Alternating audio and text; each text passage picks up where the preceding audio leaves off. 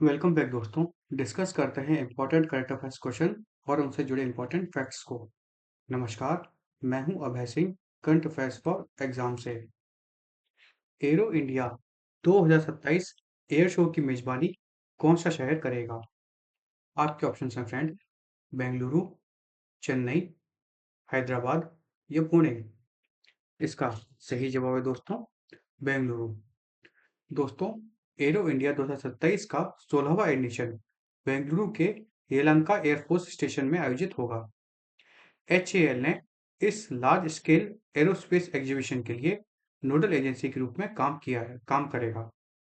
यह grand event Bharat के defence manufacturing और एक्सपोर्ट टारगेट्स को स्ट्रेंथन करने में सहायता प्रदान करेगा। चलिए अगले प्रश्न पर आते हैं। इनमें से कौन सा आधुनिक यूरिया संयंत्रों के लिए मुख्य फीड स्टॉक है? आपके ऑप्शन हैं फ्रेंड, कोयला, नफ्था, बायोमास या नेचुरल गैस। इसका सही जवाब है दोस्तों, नेचुरल गैस। दोस्तों, हाल ही में यूनियन कैबिनेट ने डोमेस्टिक यूरिया कैपेसिटी को बढ़ाने के लिए नेशनल इन्वेस्टमेंट पॉलिसी 2026 अप्रूव की है। इस पॉलिसी का मेन टारगेट 8 से 9 नए प्लांट्स के थ्रू 10 मिलियन टन कैपेसिटी तक बढ़ाना है।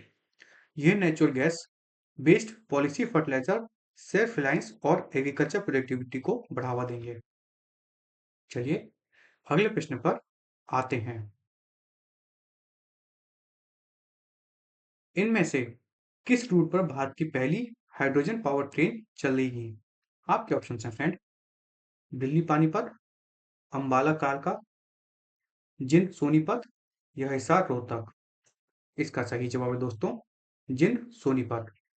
दोस्तों, हाल ही में यूनियन कैबिनेट ने हाल ही में भारत की पहली हाइड्रोजन पावर ट्रेन हरियाणा के जिंद सोनीपत रूट पर ऑफिशियली चलाई गई है।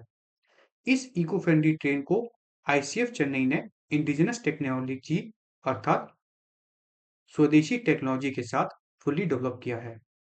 यह advance initiative national green hydrogen mission और भारतीय रेलवे के नेट जीरो टारगेट को सपोर्ट करता है। चलिए अगले प्रश्न पर आते हैं। इनमें से कौन सा नासिक द्वारा जारी किया गया म्युनिसिपल बॉन्ड है? Green Bharat, smart city, river bond या क्लीन गोदावरी। इसका सही जवाब है दोस्तों, क्लीन गोदावरी। दोस्तों, नासिक म्युनिसिपल कॉर्पोरेशन के क्लीन गोदावरी बॉन्ड ने हाल ही में 26,000 करोड़ का गवर्नमेंट इनिशिएटिव जीता है। इस बॉन्ड से रेस्ट मनी को सिंहस्थ कुंभ मेले 2027 के इंफ्रास्ट्रक्चर प्रोजेक्ट में यूज किया जाएगा। नासिक अब पुणे और पिंपरी छिंदवाड़ा के बाद तीसरा म्युनिसिपल बॉन्ड इशुअर बन गया है। चलिए अगले प्रश्न पर आते हैं। इनमें से किसे चुनाव आयोग से 6,000 करोड़ का एकमुश्त मानदेय मिला है? आपके ऑप्शन है फ्रेंड, ERO, BLO, AERO या ऑब्जर्वर्स। इसका सही जवाब है दोस्तों, BLO, बूथ लेवल ऑफिसर्स। दोस्तों, इलेक्शन कमीशन ने बूथ लेवल ऑफिसर्स और सुपरवाइजर्स के लिए 6,000 करोड़ का वन टाइम ऑनोरियम अप्रूव किया है।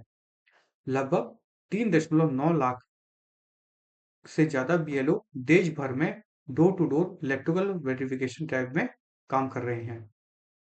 चलिए अगले प्रश्न पर आते हैं। भारत में किस मंत्रालय ने सेवा उत्पादन सूचकांक अर्थात इंडेक्स ऑफ सर्विस प्रोडक्शन शुरू किया है? आपके ऑप्शन है friend, MOSPI, finance ministry, commerce ministry या लेबर मिनिस्ट्री। इसका सही जवाब है दोस्तों, MOSPI। दोस्तों, भारत ने इकोनॉमिक मॉनिटरिंग के लिए पहला index of service production formally launch किया है।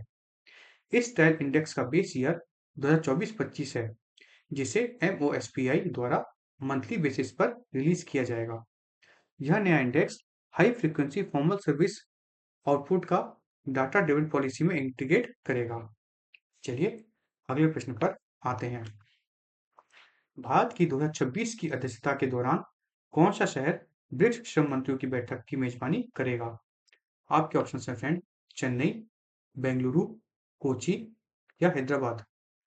इसका सही जवाब दोस्तों, हैदराबाद। दोस्तों, भारत ने हैदराबाद में ब्रिक्स लेबर मीटिंग को सक्सेसफुली होस्ट किया है। चलिए अगले प्रश्न पर आते हैं। भारतीय नौसेना का कौन सा जहाज Sail Boston 2026 grand parade of sails में शामिल हुआ है? आपके ऑप्शन हैं फ्रेंड, तरंगिनी, शार्दुल, सुदर्शनी या सुजाता। इसका सही जवाब है दोस्तों, सुदर्शनी। दोस्तों, भारतीय नेवी के cell training ship INS Sudarshani ने बोस्टन मैरीटाइम सेलिब्रेशन में पार्टिसिपेट किया है। यह वेसल लोकयान 2026 के अंडर एक 10 महीने लंबे ट्रांस ओशियनिक एक्सपीडिशन के महत्वपूर्ण हिस्से पर है। चलिए अगले प्रश्न पर आते हैं। इनमें से किस जगह पर भारत के सबसे गहरे जियोथर्मल कुएं चालू किए गए हैं? पूगावाली, टाटा पानी, मणिकरण या तपोवन। इसका सही जवाब है दोस्तों, पूगावाली। दोस्तों, लद्दाख के पूगावाली में भारत का पहला और गहरा जियोथर्मल वेल कमीशन किया गया है। इस 1000 मीटर गहरे वेल को ओएनजीसी एनर्जी ने हाई एल्टीट्यूड पर सक्सेसफुली ड्रिल किया है। यह pilot project renewable base load power generate करके ग्रीन एनर्जी डेवलपमेंट को बढ़ावा देता है। चलिए अगले प्रश्न पर आते हैं। सुरक्षित सत्यापन के लिए नई पट्टाधार पासबुक में से कौन सा फीचर जोड़ा गया है? आपके ऑप्शन है friend, RFID chip, QR code, barcode या होलोग्राम सील। इसका सही जवाब है दोस्तों, क्यूआर कोड। दोस्तों, आंध्र प्रदेश गवर्नमेंट ने लैंड वेरिफिकेशन के लिए मी भूमि मी हक्कू फेज लॉन्च किया है। इस प्रोग्राम में फार्मर्स को digitally updated pattadar passbook secure QR code के साथ मिलेंगे। इसके साथ ही आज का सेशन समाप्त होता है फ्रेंड्स। आपको आज का सेशन कैसा लगा कमेंट करके बताइएगा तथा लाइक शेयर सब्सक्राइब अवश्य कीजिएगा। धन्यवाद। जय हिंद, जय भारत।